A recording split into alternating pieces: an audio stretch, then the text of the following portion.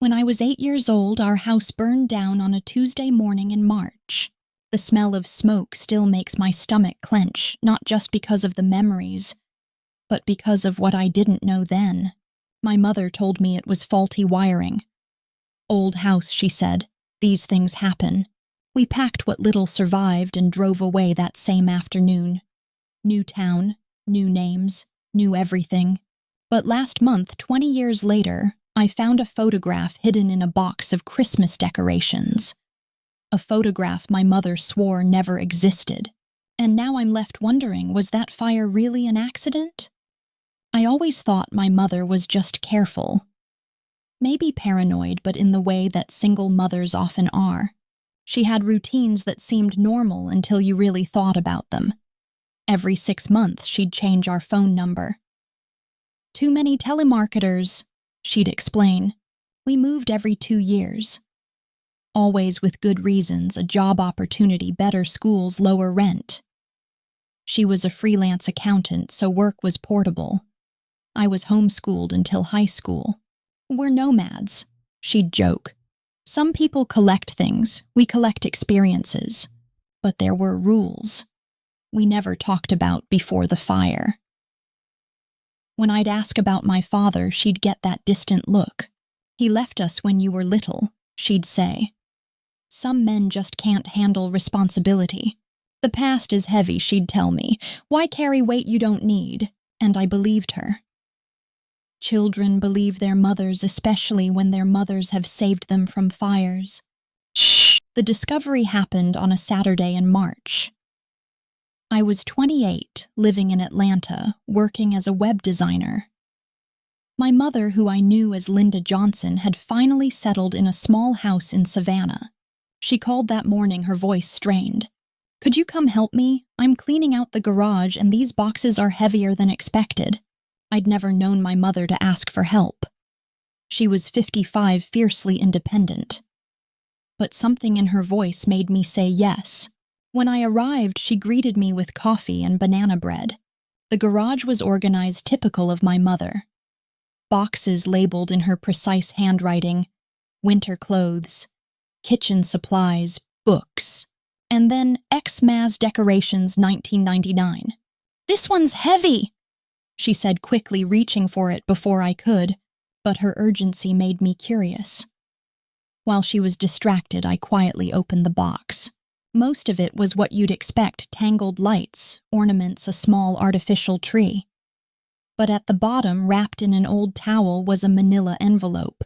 Inside were photographs. And in every single one was a little girl who was unmistakably me, but living a life I didn't remember. There I was, maybe 6 years old, on a tire swing in a large backyard, blowing out candles on a birthday cake surrounded by faces I didn't recognize. And beside me was a woman who looked like my mother but different. Short auburn hair instead of the long brown I'd always known. She smiled easily, and on her left hand was a simple gold wedding band. My mother hadn't worn jewelry since I could remember. The photo that stopped my breathing was Christmas morning. The same little girl me opening presents beside a tall tree. The same woman, but now sitting next to a tall man with kind eyes, his arm around her shoulders. At the bottom, in handwriting I didn't recognize, Emily's first Christmas in the new house. David says she's already spoiled. December 1996. Emily, not Amanda, which had been my name for 20 years. David, not absent, present, smiling. Amanda, what are you? My mother's voice cut off when she saw what I was holding. We stared at each other across the garage, the photograph between us like evidence of a crime. Mom, who is this man? She sat down heavily on a nearby box. That's complicated. Was his name David? The color drained from her face. Where did you read that? I showed her the handwriting. Who wrote this? And why did they call me Emily? Oh, my mother took the photograph with delicate care. I need you to understand, she said finally. Everything I did to protect you. Protect me from what? From him, from that life. I sat on the garage floor. Tell me what really happened. Your father David wasn't the man I thought I married." Her voice was steady now. For the first few years, everything seemed perfect. He was charming, successful. He loved you and you adored him. She paused, running her finger along the photo's edge, but slowly things changed. He needed to know where I was every moment. He wanted to approve my clothes, my friends, your schedule. He said it was because he loved us. By the time I realized what was happening, I felt trapped. He controlled our finances. He knew everyone in town, local politics, business connections. And he was careful. No bruises where people could see. The words hit me like blows. He hurt you. He hurt both of us. You probably don't remember because you were so young. But toward the end, he was getting worse. I knew if I didn't get us out, he was going to seriously injure one of us. I tried to process this. So the fire, I'd been planning to leave for months. Secret bank account cash hidden away. I was working with a women's shelter planning our escape. But Mike found out. She walked to the garage window. The night before the fire, he told me he knew what I was planning. He said if I tried to leave, he'd make sure I never saw you again. He had connections, lawyers, judges, police officers. But that Tuesday morning, he had a business trip. Early flight. 3 days gone. I thought maybe that was my chance. She turned back to face me. I woke up early to pack. You were still sleeping. I went to the basement for our suitcases and I could smell something burning. David was supposed to be on a plane, but he was in the basement, drinking empty bottles everywhere. There was a space heater running near old newspapers and paint cans. Was he unconscious, drunk? The fire had started, but it was small. I could have woken him, called 911 immediately. Instead, I got you out of bed and told you we were going on an adventure. I grabbed our emergency bag and we left through the front door. And you let him die. I called 911 from the neighbor's house 10 minutes later. Told them I'd smelled smoke. By the time the fire department arrived, the basement was fully engulfed. She looked directly at me. I didn't start the fire, but I didn't stop it either. I chose us. I chose your future over his life. I didn't go home for 3 days. I stayed in my childhood bedroom in Boulder and tried to make sense of everything. On Wednesday morning, I made a decision. I'm going back there, I told her over breakfast. To the town where we lived. She nodded like she'd been expecting this. Do you want me to come? No, I need to do this alone.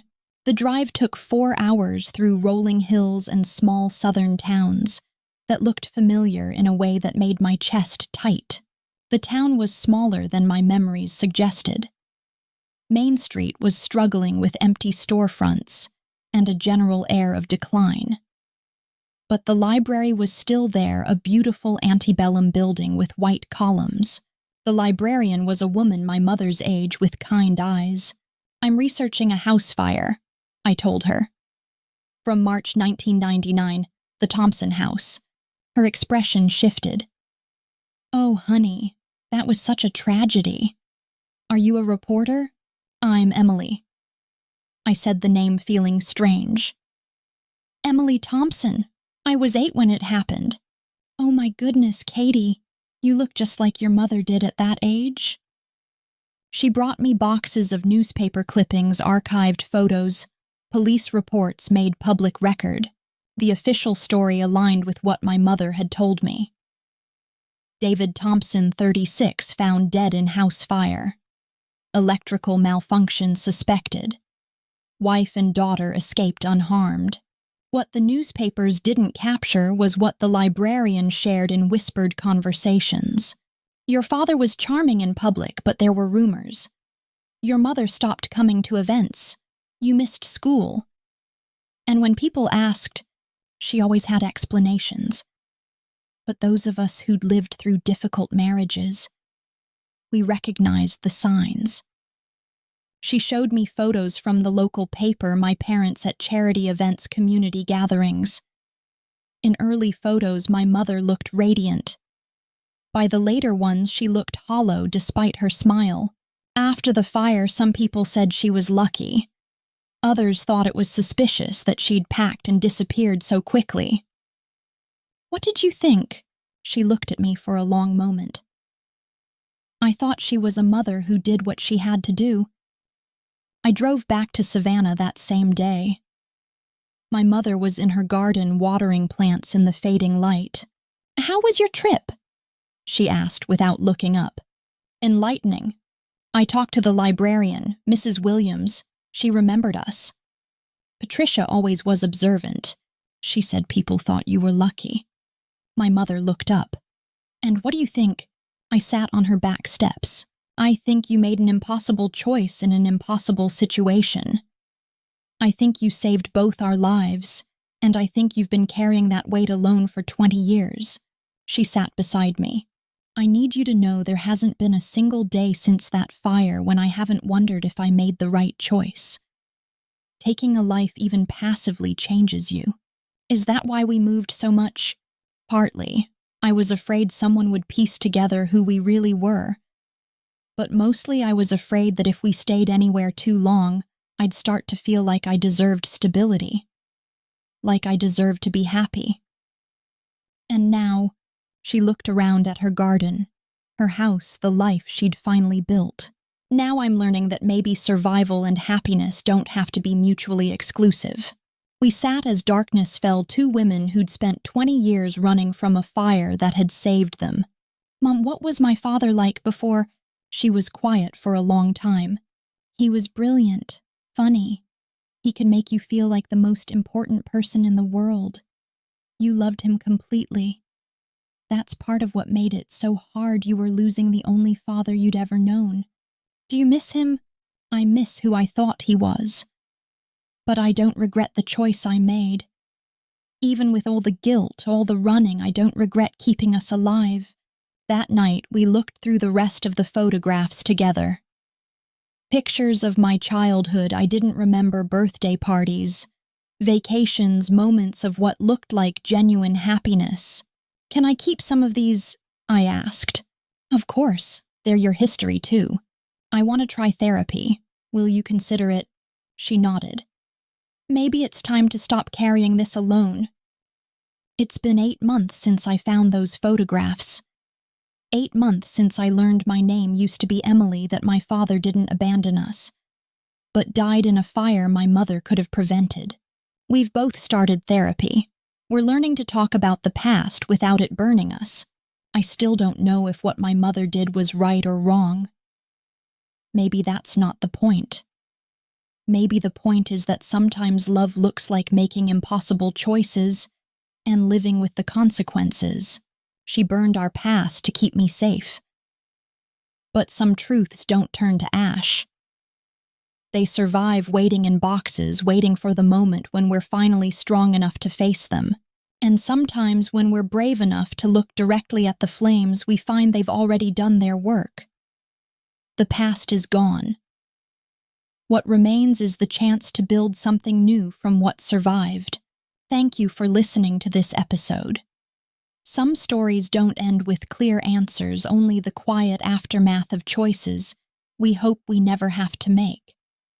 If this story moved you or made you reflect on your own past, we'd love to hear from you. Because sometimes healing begins when the silence ends.